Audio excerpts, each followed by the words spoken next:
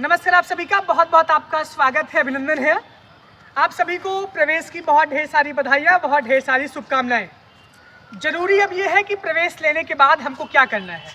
अभी बहुत लोगों का फीस रिसिप्ट ही डाउनलोड नहीं हुआ है, बहुत लोग कॉलेज में एडमिशन लिए, बहुत लोगों का मेन कैंपस में एडमिशन लिए हैं। एक ऐसी सूचना इनरोलमेंट की हम सबको बहुत काट खा रही है, यानी कि हमारे मन को बार बार कचोट रही है कि इनरोलमेंट क्या होता है। बहुत लोगों को यही नहीं पता होता।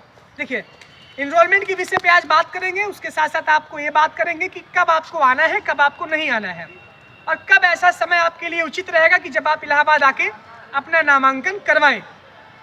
जो नए छात्र हैं उनके एडमिशन के बाद इनरोलमेंट की प्रक्रिया होती है। इनरोलमेंट का मतलब ये है कि आपका एडमिशन जिस डिपार्टमेंट में हुआ है, यानी कि जो विषय आपको मिले हैं, उस डिपार्टमेंट में जाके आपको नामांकन करवाना है। जैसे आप अटेंडेंस जब आपकी होती थी, जब आप कॉलेज, जब आप 12th क्लास में पढ़ते थे, जब आपका क्लास टीचर आपका नाम लिखता था तो आपको क्लास में नाम लिखता था। जैसे आपके सेक्शन होते हैं, वैसे ही आपको सेक्शन बटा रहता है, यानी आप एक सेक्शन ए में जाएंगे, कि सेक्शन बी में जाएंगे, कि सेक्शन सी में जाएंगे। सारे सेक्शन बराबर होते हैं। यहाँ पे ऐसा नहीं है कि सबसे टॉप बच्चों को ए सेक्शन में भेज दिया जाए और जो गधे हैं उनको जो है भेज दिया जाए डी सेक्शन में। ऐसा नहीं है। यहाँ पे एक ही क्लास, मतलब एक ही सब्जेक्ट की कई क्लासेस चलती हैं।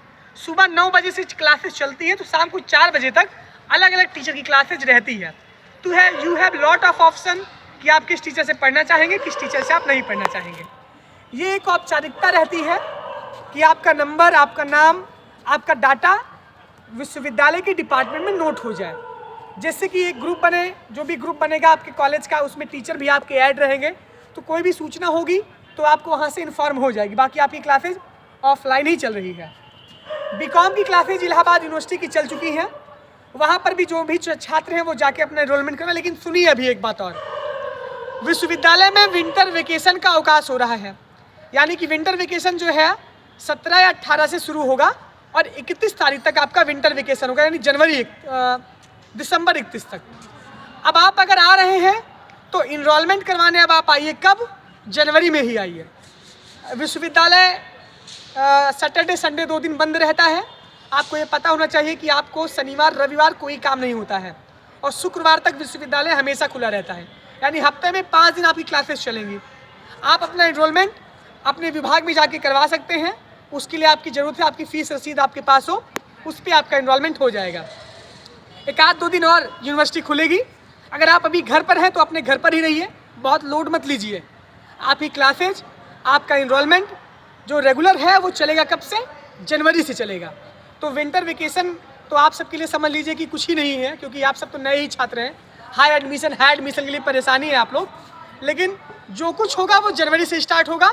बहुत परेशान मत होइए, 1-8 दिन अपना न वेस्ट करिए। अगर आप आ भी रहे तो आप आज आके कम से कम दर्शन वर्शन कर लीजिए, अपने चरण को प्रयागराज की धरती पे पधार दीजिए, जिससे कि ये भी गौरवान्वित महसूस हो जाए। बाकी इनरोलमेंट एक ऐसा प्रोसेस होता है जिसके अंतर्गत हम अपने सब्जेक्ट की क्लास को जाके इनरोलमेंट करवाते हैं। वहाँ पे आपका नामांकन होता है, उसमें आपकी फ़ीस रसीद की आवश्यकता रहती है। कई विभागों में 100 रुपया लग रहा है, तो उसका मतलब यह है कि विभाग की अपनी अलग से लाइब्रेरी होती है। यानी फिलॉसफी की अलग लाइब्रेरी है, इकॉनमी की अलग लाइब्रेरी है, सेंट्रल लाइब्रेरी तो मेन लाइब्रेरी है, उसके बाद विभागवार लाइब्रेरी है, आप वहाँ पर भी जाके पढ़ सकते हैं। तो उसका 100 रुपया अलग से लग रहा है कुछ विभागों में। बाकी बहुत सारे विभागों में पैसा नहीं लग रहा है। तो इनरोलमेंट करवाइएगा।